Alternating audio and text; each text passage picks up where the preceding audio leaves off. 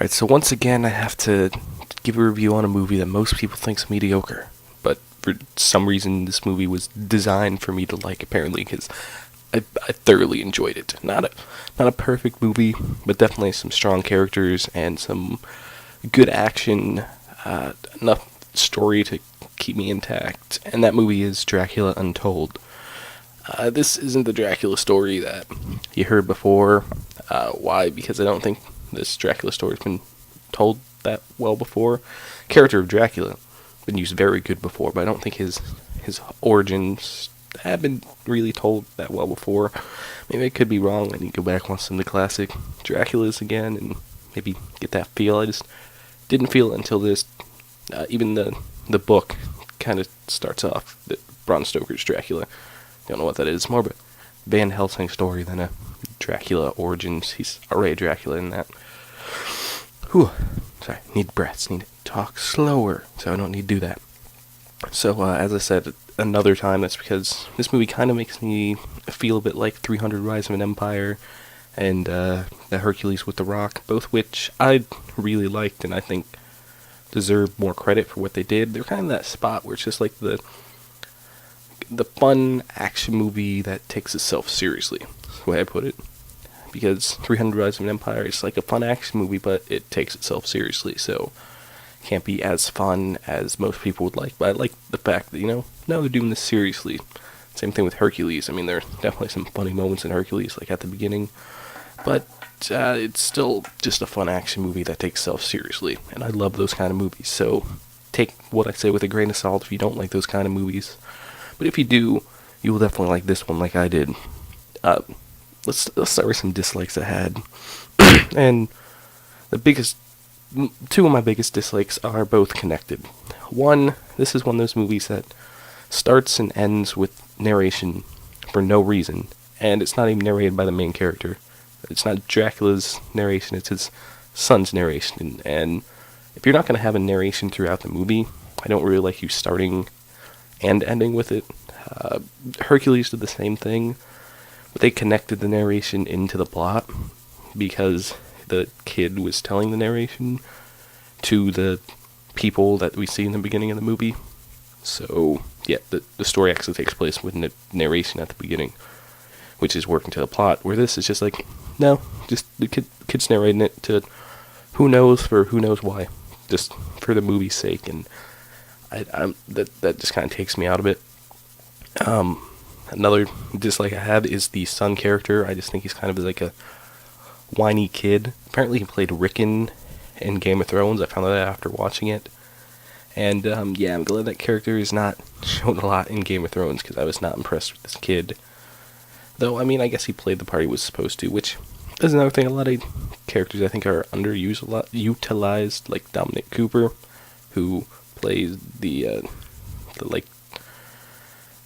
leader of the evil army. I can't think of what they're called, but the bad guys in this one. He's like the leader of that, and his character just seems kind of flat. I think it's kind of underutilizing him because he is a good actor. I've seen some good supporting roles. He plays Howard Stark in the Marvel movies, and has talent. And I just don't think the script allowed that character could have been played by anybody. So what I'm saying is that it didn't matter who was there. The character was just gonna be that way.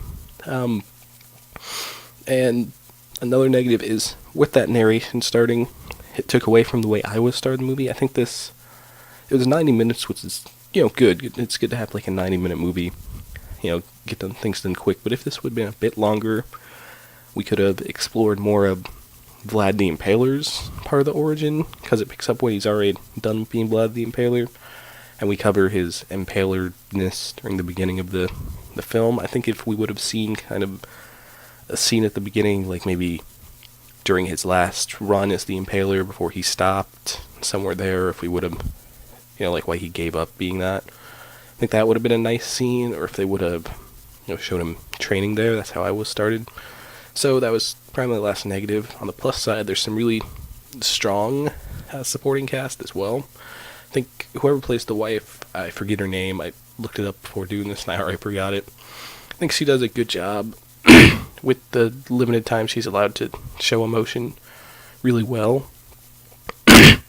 And Tywin Lannister also plays the person who gives Dracula the curse, and I think he's a really cool character who could carry into the future of this legendary monster universe, which, in case you haven't heard, yeah, they're making all those monster movies in one shared universe, which will mostly be set in modern time.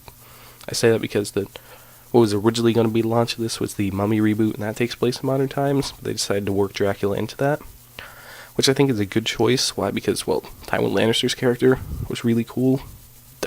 Can't remember his real name. And then Luke Evans' Dracula was awesome. Luke Evans is probably, I'd say, at least in the top 3 underrated actors, because he has had some great supporting parts. Obviously in The Hobbit, which may become more of a lead-ish role in the last one, and then in the Fast and the Furious franchise, and he's been in a bunch of other stuff, and he's just a really good actor, and I really like his character of Dracula, and I think that's where this movie really succeeds. And in a Dracula origin story, that's where you want to succeed, is with Luke Evans is allowed to show all the different ranges and emotions in this character, which I think is really cool. The only downside is a lot of that tension is taken away due to the fact that we all know that Dracula is going to become Dracula. So there's this kind of subbish plot where if he can resist feeding for 3 days, then he turns back into immortal.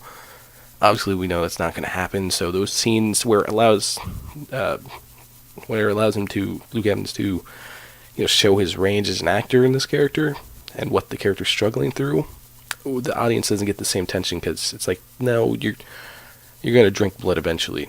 And the way it happened, I suspected it was going to be something like that. I still like the way it happened, and I got emotion out of the scene when it did happen, so kudos on you.